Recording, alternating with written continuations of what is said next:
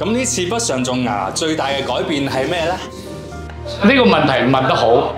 我以前呢，笑唔敢露齒嘅，而家呢，我能夠依起棚牙嚟笑喎。食嘢嗰度呢，因為有牙齒嘅咀嚼，咁變咗我能夠食一啲平時我唔能夠食嘅嘢，咁所以個體重又高翻啲啦，面色都好翻啲啦。啲人話我唐先生你靚仔咗啲喎。格良菲爾有冇邊啲地方係令你印象深刻㗎？有，一定有。喺香港種一隻，我喺呢度可以種3隻。無論呢度嘅衞生條件、服務態度同埋售後服務，好重要嘅呢個。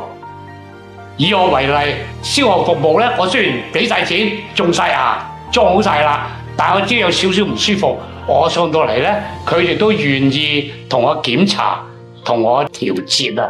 咁所以我認為呢個係好值得欣賞嘅。